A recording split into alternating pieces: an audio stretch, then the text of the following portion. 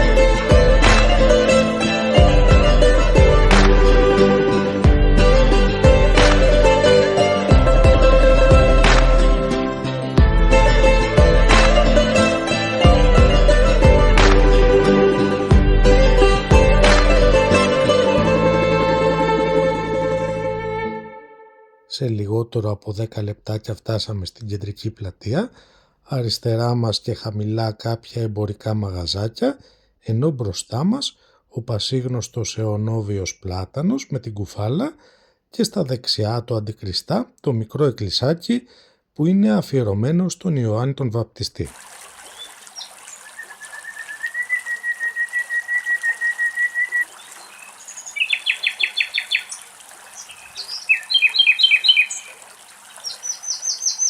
Στα δεξιά μας όπως βαδίζουμε, η εντυπωσιακή μαρμάρινη κρίνη με τις 4 χάλκινες λέοντοκεφαλές και το μυθικό αθάνατο νερό, όπως λέει και η λαϊκή παράδοση.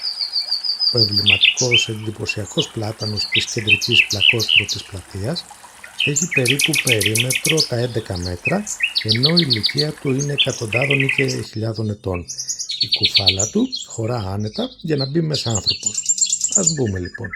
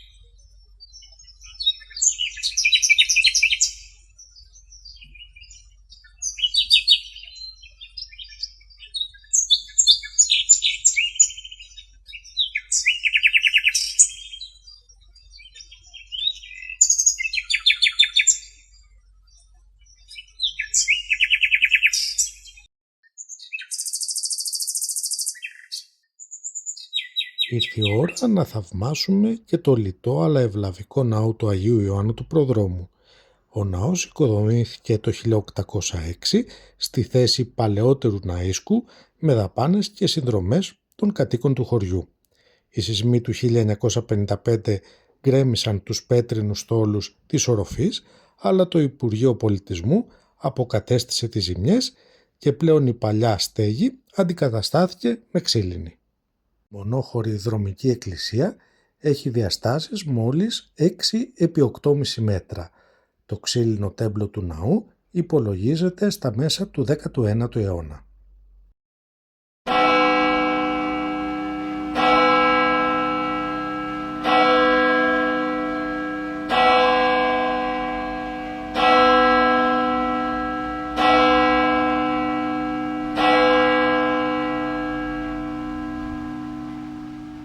Βγαίνουμε από το ναό και θα προσεγγίσουμε την άκρη της πλατείας για να θαυμάσουμε τη θέα προς τον παγασιτικό κόλπο. Κοιτώντας βέβαια τριγύρω την πλατεία, οι περισσότεροι θα φέρουν στη μνήμη τους την έγχρωμη δραματική πολεμική ταινία του 1969 της Φίνος Φιλμ, «Η δασκάλα με τα χρυσά μαλλιά».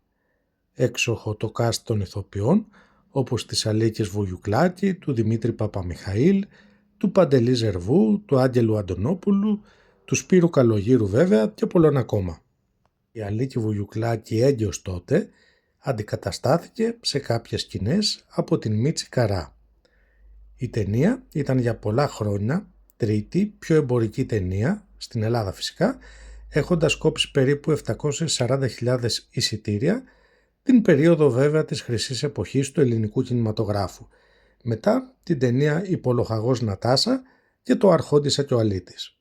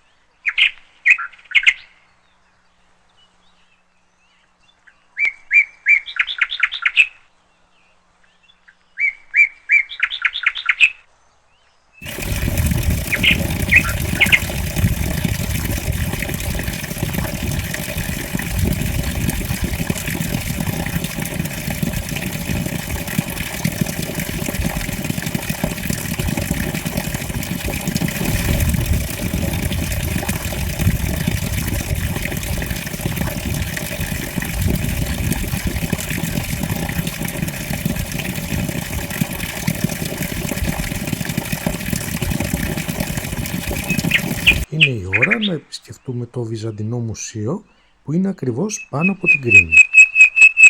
Η γενική είσοδος είναι 4 ευρώ.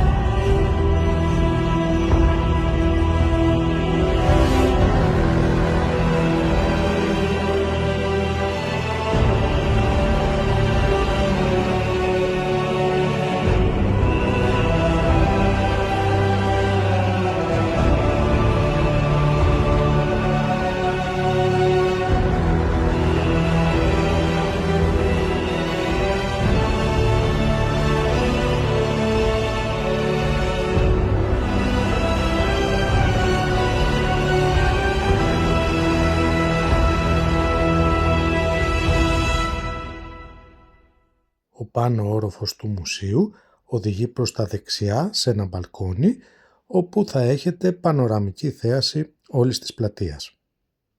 Σιγά σιγά θα αποχωρήσουμε και από το μουσείο και παίρνοντας το πλακόστρωτο καλντερίμι δεξιά της εκκλησίας θα περάσουμε από το καφενεδάκι όπου υπάρχει στον τοίχο σωζόμενο έργο του λαϊκού ζωγράφου Θεόφιλου. Βέβαια η υποτιθέμενη συντήρηση του έργου από πλευράς πολιτείας μόνο ανέκδοτο μπορεί να θεωρηθεί, αλλά ας μείνουμε μόνο στα θετικά. Προχωρούμε λοιπόν στο καλντερίμι για να θαυμάσουμε εικόνες της πιλιορίτικης αρχιτεκτονικής.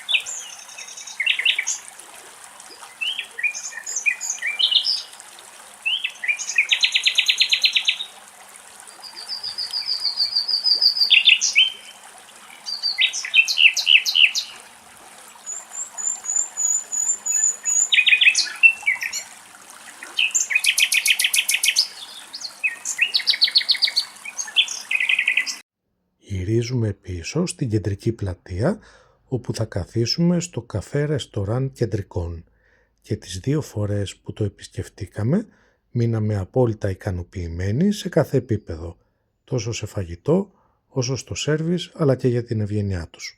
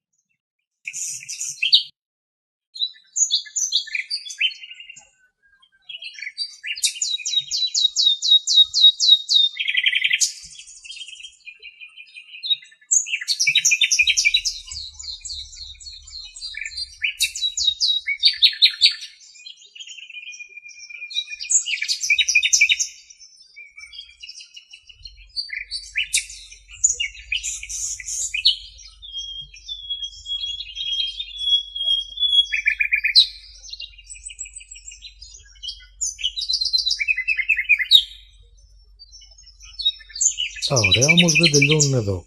Αφού ξεκουραστήκαμε, πήραμε το καλντερίμι που είναι πάνω από το Βυζαντινό Μουσείο, το οποίο σε 5 λεπτά μας οδήγησε στο λεγόμενο πύργο ρολογιού της Μακρινίτσας.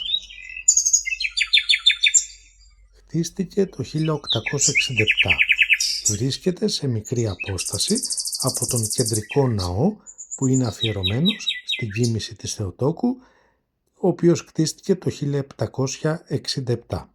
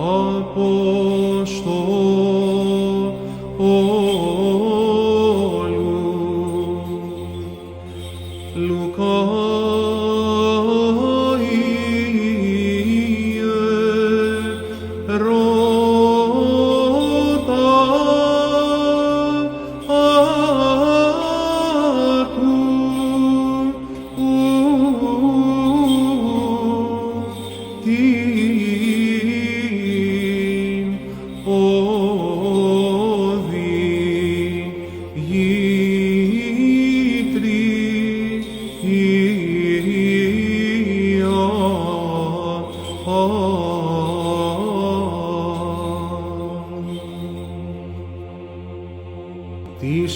η Παρθένου την θαυμαστήν και σε πτήν εικόνα προσκυνήσομεν αδελφοί, θαύματα τελούσαν και βρίουσαν οι άσης και ταύτην με τα πόθου κατασπασόμεθα.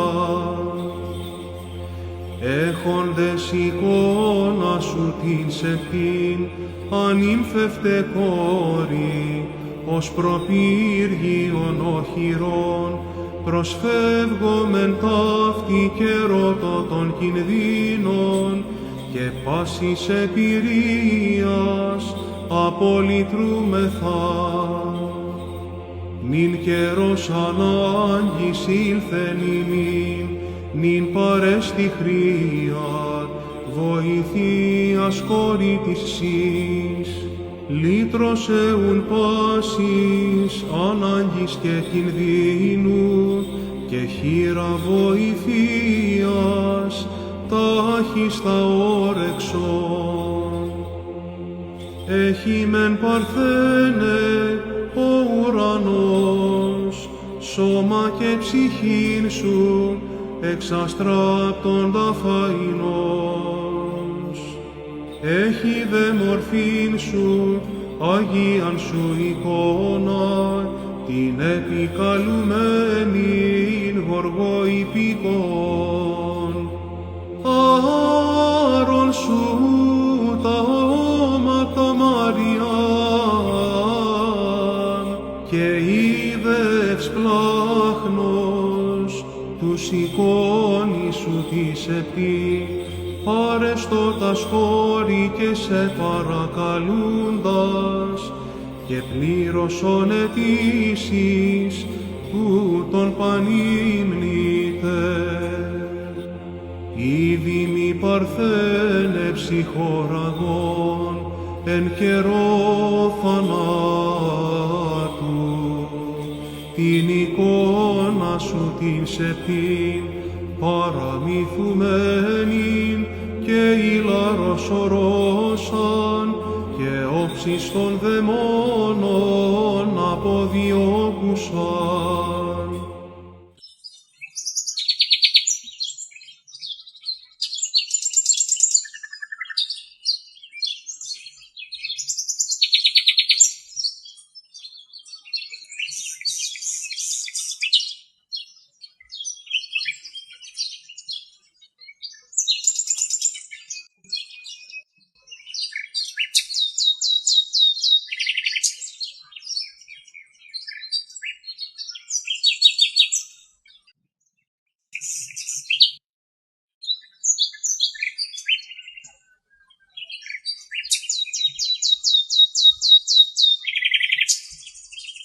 Φεύγοντας από το ναό και επιλέγοντας το σωστό καλντερίμι, θα κατηφορήσετε και θα οδηγηθείτε πάλι στην είσοδο του οικισμού. Εμείς, καθώς είχαμε λίγο περισσότερο χρόνο, επιστρέψαμε, περιηγηθήκαμε στον κεντρικό δρόμο, ώστε να κάνουμε τις αγορές μας σε ντόπια γλυκά.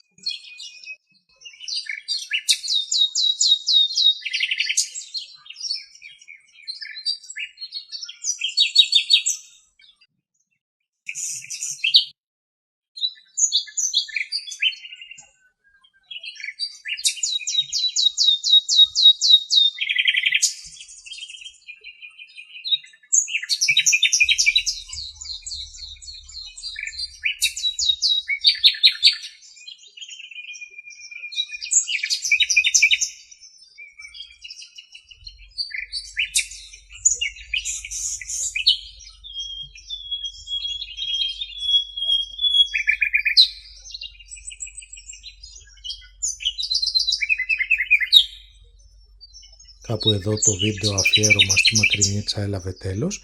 Εσείς όμως μείνετε συντονισμένοι, καθώς ακολουθούν και άλλα για τα χωριά του Κεντρικού Πηλίου. Έως τότε, γεια σας.